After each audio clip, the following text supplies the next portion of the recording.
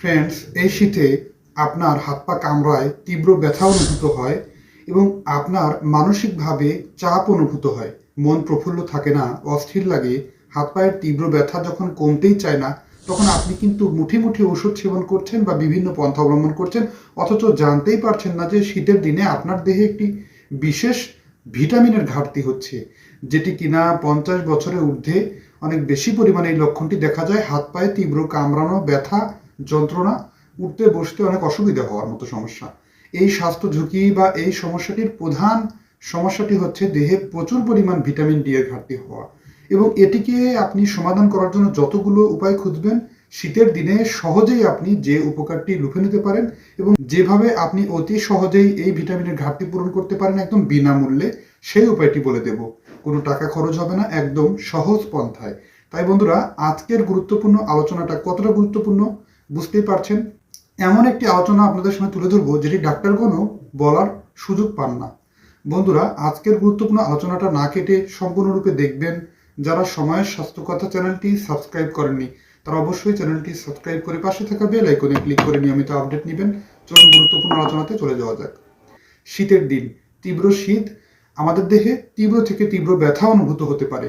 অনেকেই এসে বলেন যে আমাদের দেহে তীব্র ব্যথা, ঘাড়ে, পিঠে, হাতে, পায়ে প্রচণ্ড ব্যথা, পায়ের গোড়ালিতে ব্যথা।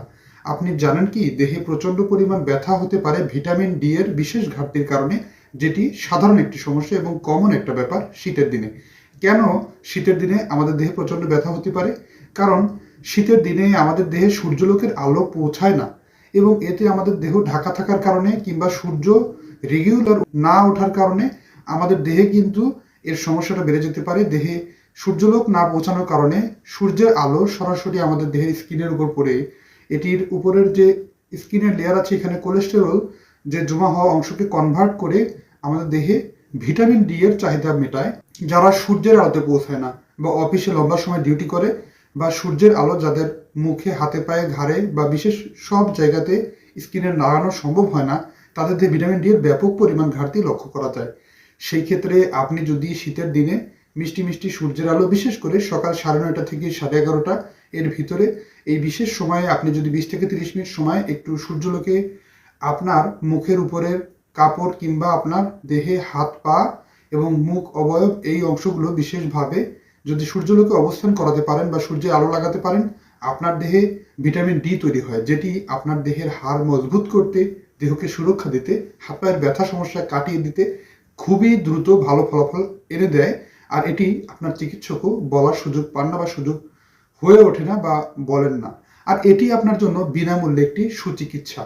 আপনি আপনার অফিসে কিংবা ডিউটির অবস্থায় থাকলেও জানালা খুলে সূর্যালোকের আলো পৌঁছানো অবস্থায় আপনার দেহের উপরে সানলাইট এক্সপোজ করতে পারেন, যেটি সূর্যালোকেই ভিটামিন ডি কনভার্ট হয়ে আপনার দেহের জন্য অনেক বেশি পরিমাণ উপকারে লাগে। এর পাশাপাশি আপনি বেশ কিছু খাবার গ্রহণ করতে পারেন, যেমন ডিম, এছাড়াও বিভিন্ন প্রকার সামুদ্রিক মাছ, tuna fish, sardine fish, salmon fish, প্রচুর পরিমাণ ভিটামিন ডি বিদ্যমান। এছাড়াও দেশি মাছ। এর পাশাপাশি আপনি প্রচুর পরিমাণ ভিটামিন ডি সমৃদ্ধ খাবার, যেমন সাদা তিল বা বিভিন্ন প্রকার খাবার আছে, এছাড়াও মাংস, এগুলোতে প্রচুর পরিমাণ ভিটামিন ডি বিদ্যমান। এই ধরনের খাবারগুলো গ্রহণ করতে পারেন।